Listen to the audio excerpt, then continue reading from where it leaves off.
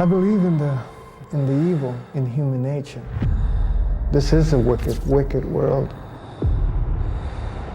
In a wicked world, wicked people are born.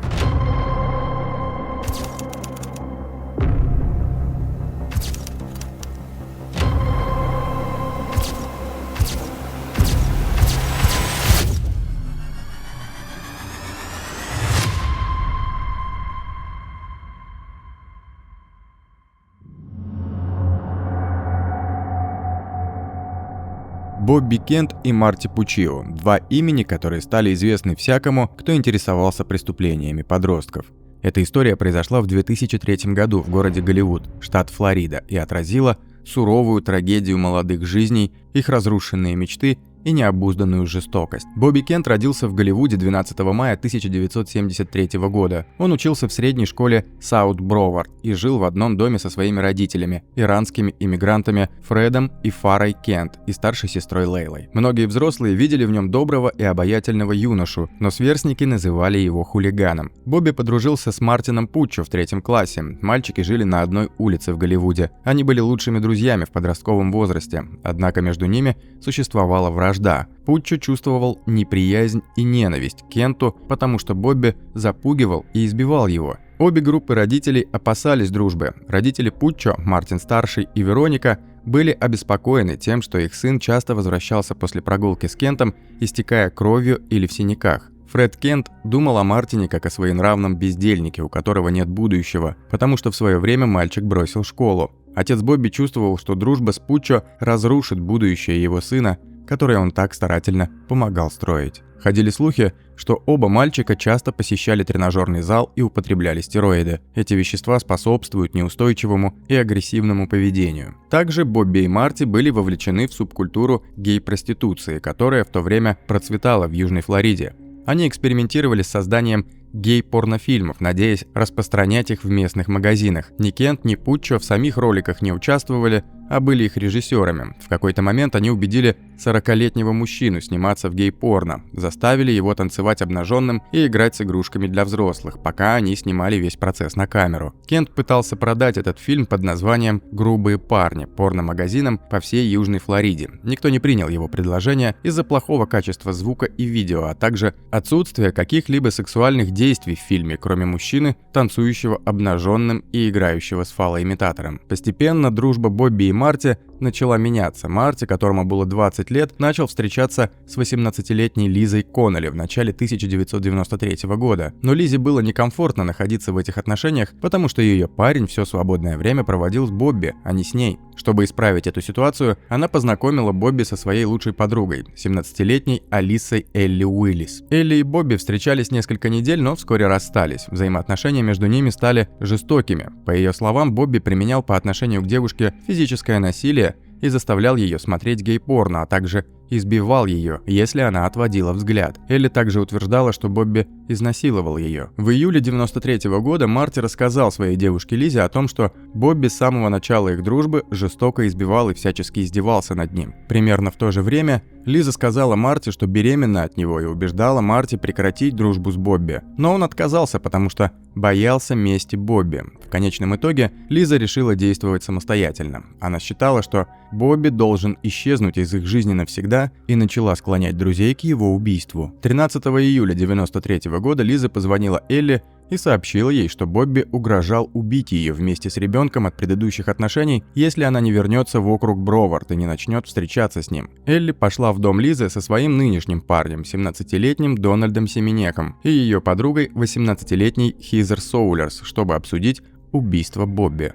Она поверила истории, которую ей рассказала Лиза. Они встретились с Бобби тем же вечером в укромном месте. Поначалу все шло по плану, но по неизвестной причине Марти, Дональд и Хизер в последний момент отказались от участия и ушли. Лиза, все еще полная решимости убить Бобби в тот вечер, с помощью Элли заманила его в другое место. Девочки пообещали Бобби, что он сможет водить новый «Мустанг», если он переспит с ней. Лиза планировала застрелить Бобби из пистолета своей матери, пока он занимался сексом с Элли. По какой-то причине она не смогла застрелить Бобби. Неудачная попытка настолько взбудоражила Лизу, что в тот вечер она связалась с киллером, чтобы нанять его для убийства. Все друзья в полном составе отправились в дом 20-летнего Дерека Кауфмана. Самопровозглашенный киллер выслушал их план, но отказался его осуществлять именно в этот вечер. Дерек объяснил девушкам, что для убийства нужен неотслеживаемый пистолет, который так быстро не заполучить. Компания вернулась в дом Лизы, чтобы обсудить свой план по избавлению от Бобби.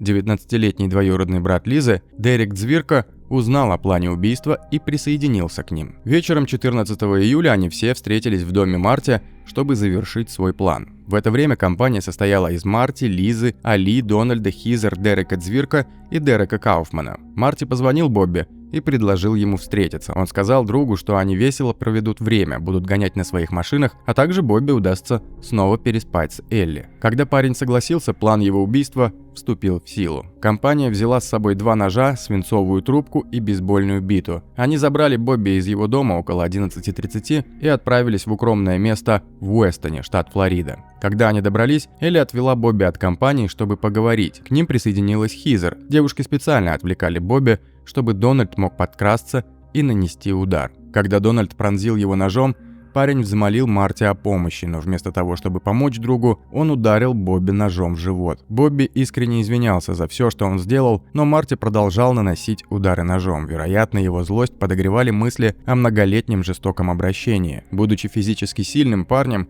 Бобби смог уйти. Марти, Дональд и Дерек Кауфман последовали за ним, чтобы завершить начатое. Марти перерезал Бобби горло и ударил его головой об землю, но даже это не убило его. Кауфман ударил Бобби по голове бейсбольной битой. Это стало финальной точкой. Парень не смог перенести последний удар и скончался. Марти, Дональд и оба Дерека выбросили тело Бобби на мелководье, полагая, что его растерзают аллигаторы и другие дикие животные. Группа из 7 человек покинула место происшествия. Все поклялись друг другу хранить тайну, но некоторые ребята все же не смогли долго молчать. Лиза рассказала матери, что они убили Бобби. Женщина связалась с ее сестрой, матерью Дерека Ди. Обе женщины связались со своим братом Джо Скримой, потому что он дружил с детективом Фрэнком и Лоразой. Женщины надеялись, что Фрэнк сможет помочь. Дерек Ди признался детективу в том, что произошло в ночь, когда был убит Бобби, и привел его к телу. Элли тоже пошла в полицию, чтобы сообщить об убийстве и дать свои показания. Девушка утверждала, что была на стройке только для того, чтобы увидеть избиение Бобби, ведь она жаждала мести. «Меня избил этот человек, так что да, я хотела увидеть, как его избивают, я хотела, чтобы он знал, каково это». Она также отчетливо помнила, что произошло дальше. Элли сказала: «Я помню, как стояла там и видела, как Марти шел за ним. Мне показалось, что он замахнулся и ударил Бобби. Я никогда не забуду выражение его лица, когда это случилось. Я посмотрела вниз, и везде была кровь. Он держался за живот, и я просто замерла». Все 7 были арестованы и обвинены в убийстве Бобби Кента. Марти был обвинен в убийстве 1-й степени и приговорен к смертной казни 3 августа 1995 года. В его тюремном профиле было указано, что он находится под строгим заключением. Это означает, что он должен содержаться в пределах вооруженного периметра или под прямым вооруженным надзором, когда находится за пределами безопасного периметра, согласно руководству по содержанию заключенных Флориды. В 1993 году в статье Los Angeles Times сообщалось следующее. Марти Пуччо, молодой человек, у которого сейчас много свободного времени, активно занимается своим хобби, пишет песни в стиле регги. В текстах его последней песни рассказывается, почему в 20 лет Пуччо сидит в тюрьме округа Бровард и ему потенциально грозит остаток жизни, провести за решеткой или даже смерть на электрическом стуле во Флориде. Адвокат Томас Кэзл заявил в пятницу, что для Пуччо естественно выражать свои мысли в музыке, но добавил: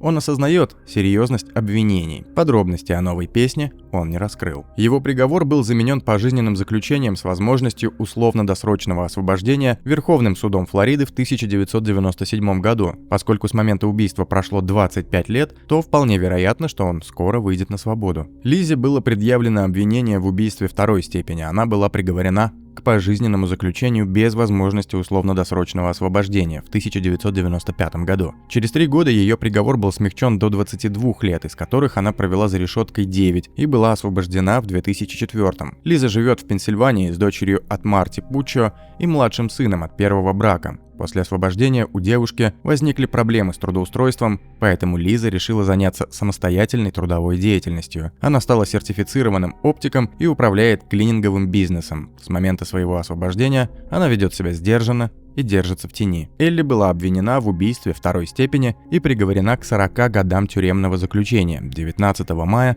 1995 года. На следствии выяснилось, что она состояла в неком сообществе школьных проституток. По апелляции ее приговор был сокращен до 17 лет. Отсидев чуть более 6, она была освобождена из тюрьмы в сентябре 2001 года. Позже она сказала: «Я действительно думаю, что мне следовало получить срок в тюрьме. Я полностью с этим согласна, но не думаю, что легко отделалась. Это было серьезное дело, но я не убивала его. Я, честно говоря, не верила, что он окажется мертвым. Как вы можете испытывать угрызения совести за то, чего не делали?» В 2013 году у нее вновь появились проблемы с законом. Ее обвинили в краже. С тех пор девушка избегает неприятностей. В тюрьме она получила аттестат о среднем образовании. По состоянию на 2013 год Элис Уиллис жила в Мельбурне, штат Флорида, с 4 детьми и мужем. Дональд ожидал приговора не более чем на 22 года, но вместо этого получил пожизненное заключение, потому что нанес первое ножевое ранение в шею Кента, что и положило начало безумному убийству. Ему было предъявлено обвинение в убийстве первой степени, но в конечном итоге парень был признан виновным в убийстве второй степени и заговоре с целью совершения убийства. Его приговорили к пожизненному заключению и 15 годам лишения свободы. Петицию об освобождении Дональда подписали более 800 человек. Согласно статье Sun Sentinel за 2013 год, Дональд совершил в тюрьме 20 нарушений, включая хранение оружия, а также употребление наркотиков и алкоголя. Дерек Кауфман был приговорен к пожизненному заключению и 30 годам лишения свободы за заговор с целью убийства с возможностью досрочно условного освобождения через 25 лет. Дерек не наносил удары Бобби. Считается, что он был вовлечен в убийство только потому, что ему нравилось проводить время с впечатлительными подростками. Он сказал заговорщикам, что принадлежит к мафии и предоставит пистолет. Вместо этого Дерек достал биту. «Все было не так плохо, как утверждал судья», пояснял дедушка Дерека Сэм Кауфман на вынесении приговора внуку. «Тупой ребенок, вот и все». Дерек совершил в тюрьме 18 правонарушений, включая употребление наркотиков и неподчинение приказам. Дерек Дзвирко, который, как сообщается, помог донести тело Бобби Кента до кромки воды, признался в содеянном через несколько дней после убийства и привел полицию на место преступления. Он дал показания против остальных в рамках сделки о признании вины и отсидел 6 лет в тюрьме минимального режима. Выйдя из тюрьмы в 1999 году, бывший заговорщик некоторое время работал водителем грузовика. По данным Sun Sentinel, сейчас он живет в Миссури и является отцом-одиночкой. Хизер получила самый легкий приговор. Она признала себя виновной в убийстве второй степени и дала показания против других заговорщиков. Девушка отбыла 5 лет в тюрьме общего режима, а сейчас живет с детьми в Грузии. Хизер присутствовала при убийстве, но ее роль в нем была наименьшей из всех остальных соучастников. Родители Бобби считали, что справедливость восторжествовала. Все причастные к убийству их сына находятся за решеткой и расплачиваются за свои ошибки, но Лейла Кент, старшая сестра Бобби, осудила решение выпустить Лизу, Элли и Хизер и кузена Дерека из тюрьмы. Она заявила: «Мне противно, что у них есть свобода после убийства кого-то. Они ужасные люди, и им должно быть стыдно за то, что они сделали. Они даже не заслуживают того, чтобы жить». Самое странное в этой истории, что эта четверка заговорщиков не имела никаких отношений с жертвой. Бобби был лучшим другом Марти, Лиза была девушкой Марти, Элли была бывшей девушкой жертвы. Дональд в то время хоть и был парнем Элли, но он не был знаком с убитым. Дерек Ди, двоюродный брат Лизы, тоже не имел никакой реальной связи с Бобби. Хизер иногда гуляла с Кентом, но он был для нее простым знакомым, даже не другом. Дерек Кауфман был также знаком с убитым через третье лицо, как и Хизер, и не имел никакого отношения к Бобби. В 1993 году детектив сказал: «Если бы один из этих людей просто сказал «нет, это неправильно», я думаю, вся группа отказалась бы от своих планов». Элли Уиллис рассказывала в СМИ, что не знает, почему не предприняла никаких действий, чтобы остановить убийство.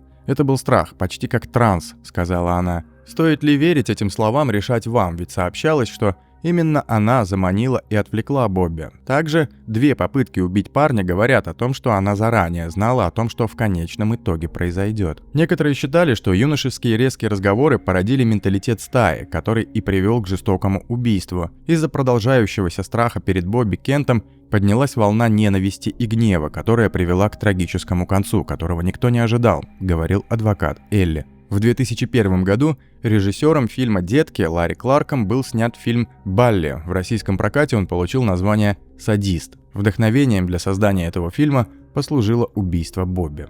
Это июльская история 1993 года о 7 флоридцах среднего класса подросткового возраста, которые убили Боба Кента в отдаленном месте округа Бровард, до сих пор волнует публику. Дорогие подписчики и гости канала, что вы думаете насчет этого громкого дела? Пишите свои ответы в комментариях.